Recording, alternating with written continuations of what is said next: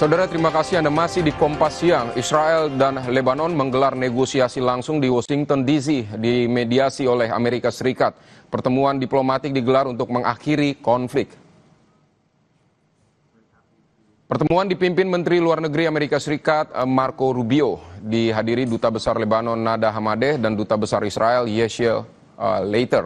Ini merupakan pertemuan diplomatik pertama antara Israel dan Lebanon sejak tahun 1993. Israel dan Lebanon memiliki posisi berbeda terkait konflik dengan Hezbollah, namun tetap membuka jalur diplomasi di tengah ketegangan yang masih berlangsung.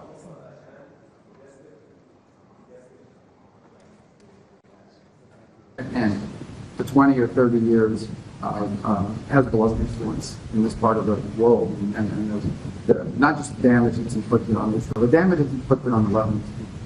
We have to remember the Lebanese people are victims of Hezbollah. The Lebanese people are victims of Iranian aggression, and this needs to stop. And so our hope here, and I know this will be a process, okay, all of the complexities of this matter are not going to be resolved in the next 6 hours, but we can begin to move forward and create the framework where something can happen, something very positive, something very... Sekjen PBB Antonio Guterres menegaskan negosiasi antara Lebanon dan Israel di Washington, Amerika Serikat harus menciptakan perubahan. Menurutnya gerakan Hezbollah dan Israel telah menggoyahkan pemerintah Lebanon. Jadi sudah saatnya Israel dan Lebanon bekerja sama daripada Lebanon menjadi korban.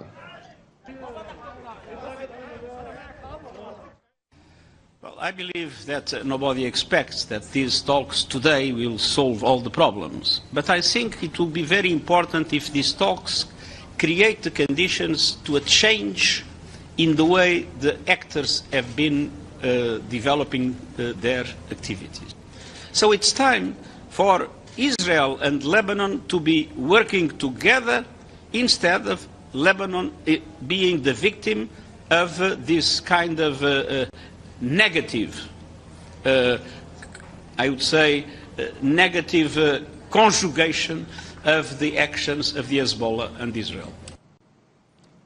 Dan untuk membahas bagaimana kemungkinan jalannya negosiasi antara Israel dan Lebanon, apakah bisa menghasilkan kesepakatan yang baik termasuk menurunkan tensi konflik di Timur Tengah, siang ini kita akan bahas dengan Profesor Hikmahanto Juwana, Guru Besar Hukum Internasional Universitas Indonesia. Selamat siang Prof.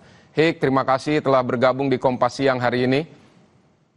Sama-sama, terima kasih. Baik Prof. Hik, Anda melihatnya bagaimana? Ini kalau di mediasi Amerika Serikat, sebenarnya kan mediasi seharusnya peran negosiator itu, peran mediator itu bebas kepentingan atau netral. Nah, Anda melihat Amerika Serikat ini seperti apa untuk memediasi ini? Ya, yang pasti pertama negosiasi ini bukan dilakukan secara high level ya, karena yang hadir adalah perwakilan, dalam hal ini Duta Besar Lebanon di Amerika Serikat dan Duta Besar Israel yang ada di Amerika Serikat. Jadi tidak high level, bukan pemimpin-pemimpin yang tertingginya atau yang didelegasikan oleh pemimpin tersebut. Itu yang pertama. Yang kedua adalah Amerika Serikat sebenarnya memfasilitasi mediasi ini, tetapi tidak antara pihak yang berkonflik, yaitu sebenarnya Israel dengan Hezbollah. Ya, sekarang ini adalah Israel dengan Lebanon. Memang di dalam Lebanon itu ada kekuatan yang disebut sebagai Hezbollah, dan Hezbollah ini yang melakukan serangan terhadap Israel beberapa waktu yang lalu ketika Israel menyerang Iran, karena Hezbollah mengatakan dia berpihak pada Iran dan oleh karenanya melakukan serangan kepada Israel. Nah, kemudian Israel melakukan serangan balasan, tetapi serangan balasannya ini menurut saya itu tidak proporsional karena tidak ditujukan hanya kepada kekuatan Hezbollah, tetapi sekaligus untuk mengembangkan wilayah Israel yang disebut sebagai Greater Israel, di mana di situ termasuk wilayah selatan Lebanon. Jadi Israel ingin supaya wilayah selatan Lebanon ini bisa dikuasai dan kemudian menjadi bagian dari Israel. Nah, dalam konteks yang saat ini dia ingin menguasai wilayah Lebanon ini yang sekarang itu dimediasi oleh pihak Amerika Serikat, di mana Amerika Serikat tahu betul bahwa apa yang dilakukan oleh Israel ini sebenarnya merupakan pelanggaran terhadap hukum internasional karena dia ingin memperluas teritorial wilayah Israel yang sekarang ada.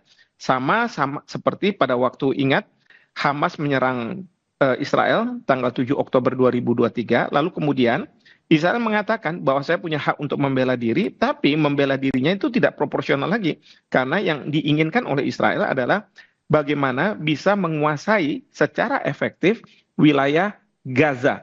Nanti dipersamakan seperti penguasaan efektif di tepi barat.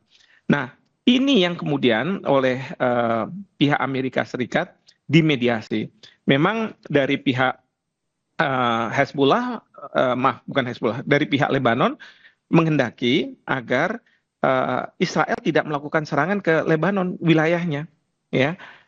Tapi kan Israel akan mengatakan ini yang saya serang adalah Hezbollah, bukan Lebanon. Tapi kalau misalnya seperti itu, kenapa wilayah selatan Lebanon, di mana ada pasukan UNIFIL, di mana 3 prajurit kita gugur, itu sudah mulai dikuasai oleh pihak Israel. Ya, bahkan Israel bisa melakukan serangan ke markas UNIFIL.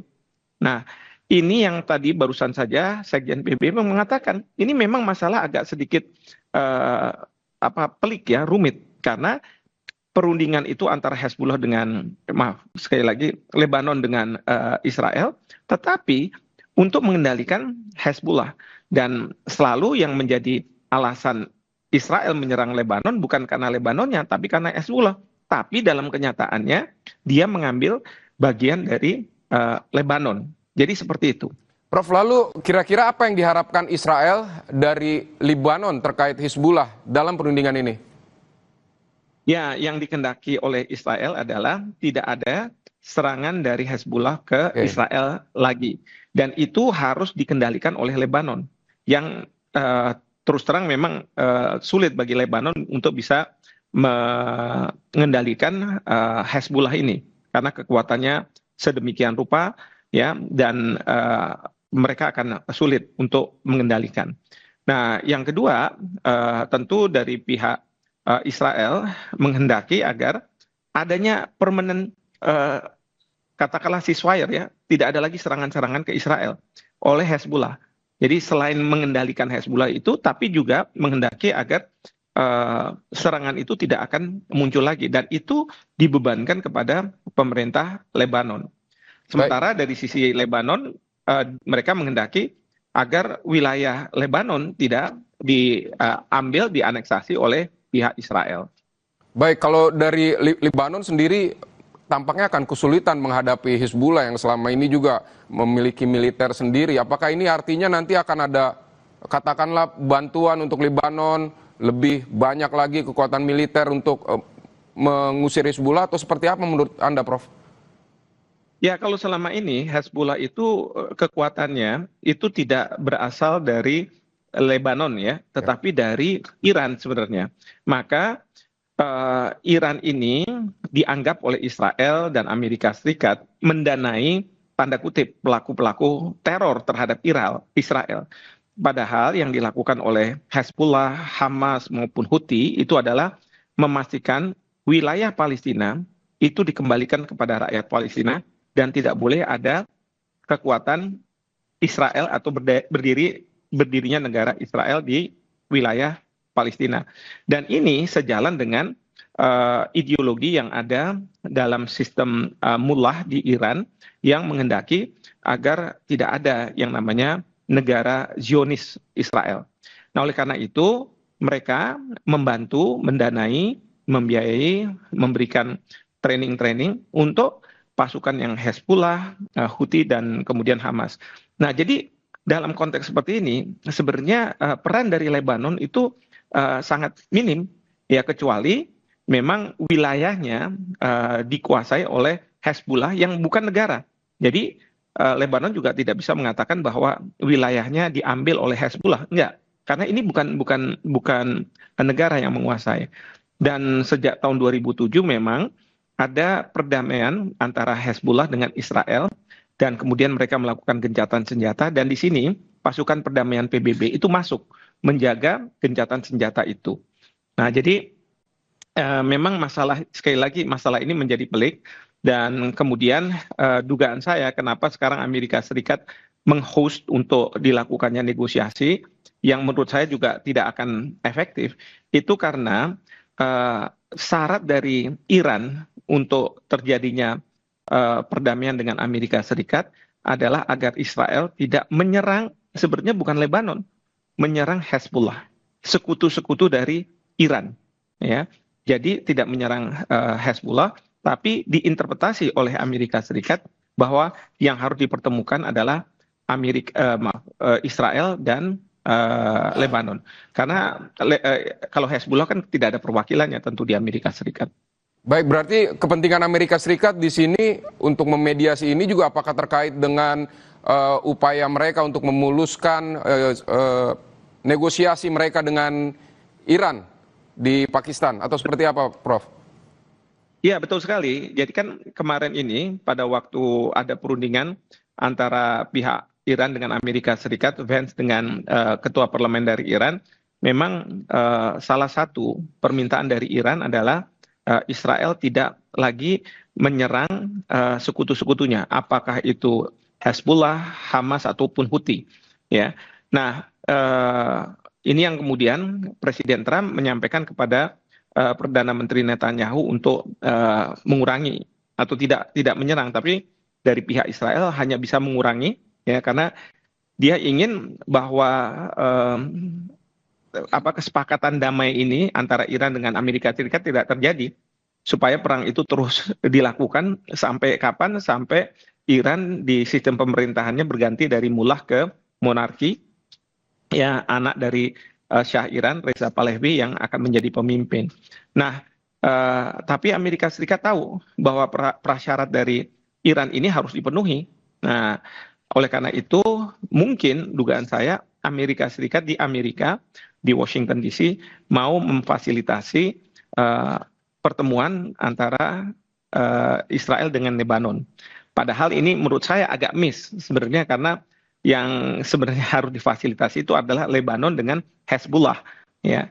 Tapi saya yakin Amerika Serikat nggak mungkin memfasilitasi itu. Ini harus negara lain, ya, yang tidak punya kepentingan sejalan dengan Israel yang harus bisa memfasilitasi pertemuan antara Israel dengan pihak Hezbollah. Betul.